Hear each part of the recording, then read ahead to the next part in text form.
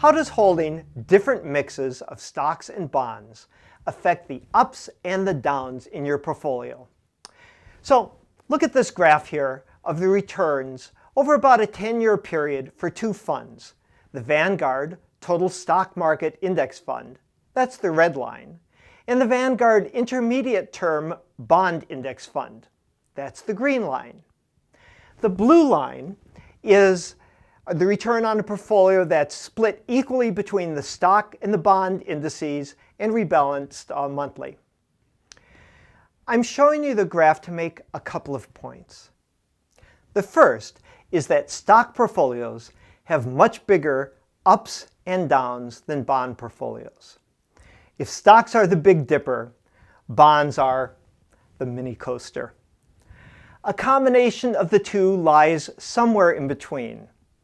So you have some control over how wild of a ride you take, though not necessarily where you end up. You know, graphs like these are informative, but even perfectly valid graphs can deliver very different messages. For example, I can make bonds look better by simply changing the 10-year period that I look at. And even with the original graph and exactly the same data, I can make stocks look safer by stretching out the horizontal axis, or make them look riskier by stretching out the vertical axis. I'd like to take a look at some different target date funds to see what sort of asset allocations they use. Here's the asset allocation for Vanguard's 2045 fund. The fund allocation is almost 90% in stocks and 10% in bonds. Digging a little deeper, we see that the fund holds 63% US stocks, 27% international stocks, 8% US bonds, and 2% international bonds. Why international holdings? Investing both US and international stocks dramatically lowers the volatility of your portfolio. During the period 1970 to 2006, allocating a third to half of your stock investment to international stocks resulted in much lower volatility than investing 100% either in all US stocks or all in international stocks. Holding some international bonds also reduces volatility, though not by nearly so much. The 2045 target date funds for Fidelity, T. Rowe Price, TIAA-CREF, and Schwab all have similar allocations. Schwab's international equity allocation is slightly lower, but if you add in the global real estate category, investments in international real estate trusts that trade on the stock market, their international equity allocation is close to the other funds. While the fund allocations are similar, the costs at the five companies vary significantly. On an investment of $10,000, the annual fees range from less than $19 a year to almost $82 a year. The fees on target date funds won't be as low as on S&P 500 index funds because some of the underlying investments, such as international equities, are more expensive to provide. So you should compare fees on similar funds. And while differences of $1 or $2 in annual fees on an investment of $10,000 are not much, differences of $50 or $60 are substantial and will significantly affect what you earn for your retirement. So, as always when buying mutual funds, pay attention to fees.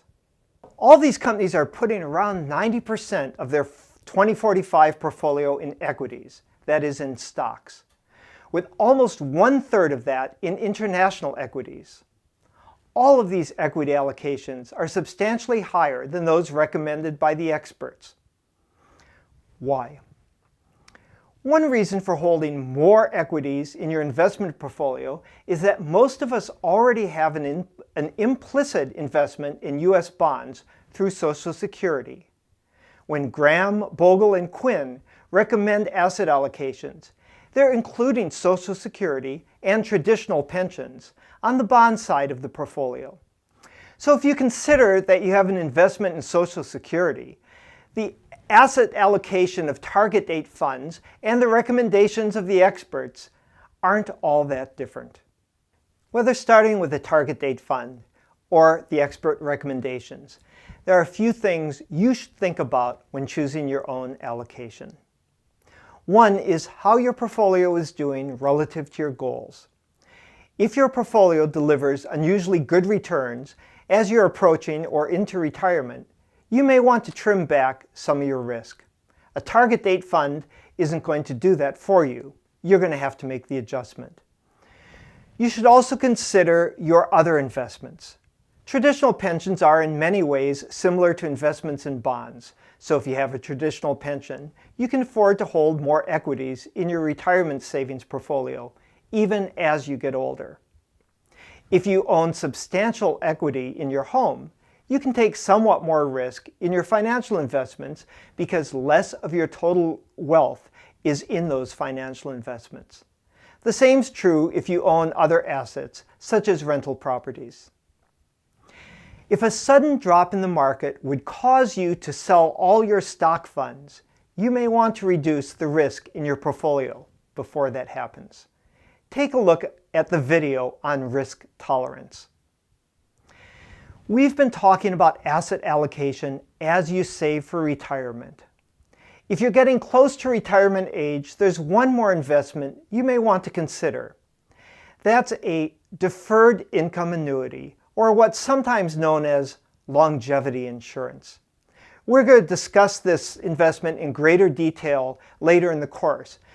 But basically, you make a lump sum payment to an insurance company, and some years later, the insurance company starts paying you a guaranteed amount every month for the rest of your life. Let's sum up. In your retirement account, you'll want to allocate your assets between domestic stocks, international stocks, and domestic bonds. You can include some international bonds as well, but it usually won't make a large difference. Experts recommend that you decrease your allocation to stocks as you get older. You can go with a rule of thumb, such as allocating a percentage equal to your age to bonds and the rest to equities. But remember, your Social Security and any traditional pension you might already have are like being invested in bonds.